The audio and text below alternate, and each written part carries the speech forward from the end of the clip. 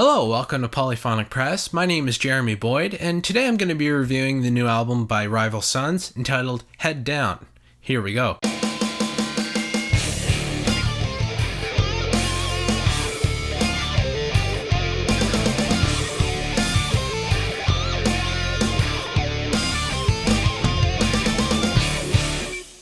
Rival Sons are an American blues rock band formed in Los Angeles in 2007. This is their third album overall, and this is their second album on Earache Records.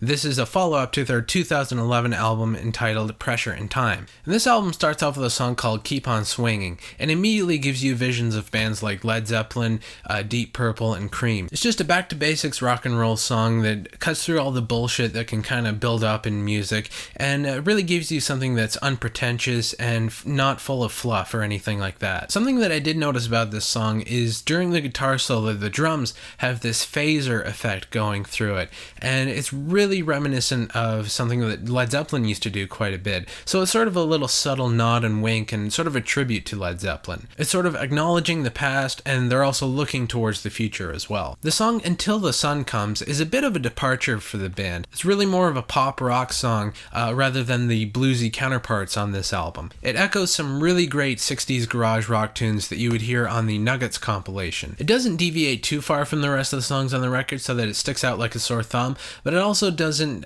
repeat itself over and over again. It's sort of doing something different but still maintaining continuity. And it's different enough that it keeps you interested and engaged and wanting to hear each song on the record. The ballad of the album is a song called Jordan, and it's a soft acoustic guitar mixed in with an electric guitar with a heavy tremolo effect on it. It seems to be a song about death, which is really something that everyone can relate to because every single person has gone through experiencing losing someone, whether it's a parent, a grandparent, even friends, and it's a really a human thing to go through. Whether this song is about something specific that the band has gone through, or if it's just sort of a feeling that they're trying to convey, either way, it's something that is easily relatable, and it's not specific, but it's not abstract either. It's sort of it just gives you an overall feeling of what this song is about without being too specific or naming names. This song is really great because it shows you the diversity of this band and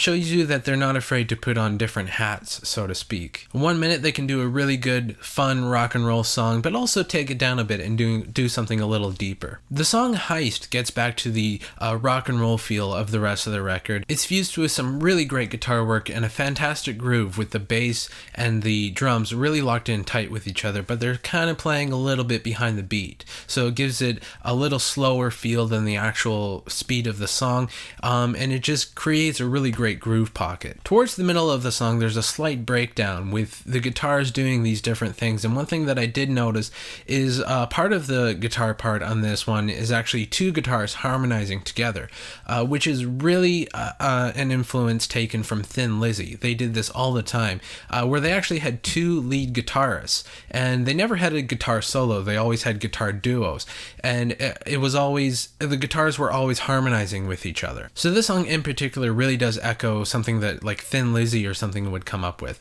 and again, it's that classic tone but still keeping it fresh and new. The album ends with a song called True, and it's another ballad, but it's just Jay Buchanan, the vocalist, singing with an acoustic guitar. It feels very personal, very stripped down, and very bare and raw, and it closes the album really nicely because all of the songs up to this point, well, most of them are really great rock fast songs, and it just sort of slows it down a little bit, sort of like calming everything down, sort of the way you would maybe end a movie. You would build up to a climax, and then sort of the epilogue is just everything being resolved. The production is pretty solid on this album. It's pretty perfect for the genre.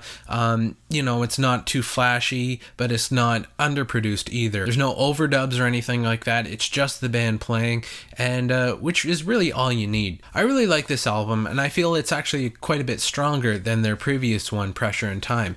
So it really feels like this band is improving upon themselves and really coming up with some really innovative ideas.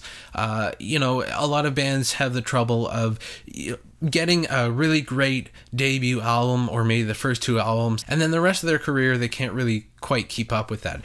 This band doesn't really seem to be having this problem. It seems like they keep improving and keep bettering themselves. There's really not much bad I can say about this album. I really did like it, so I'm gonna give it an 8 out of 10. So anyway, that's what I thought about the album. Let me know what you guys think in the comments or with a video response.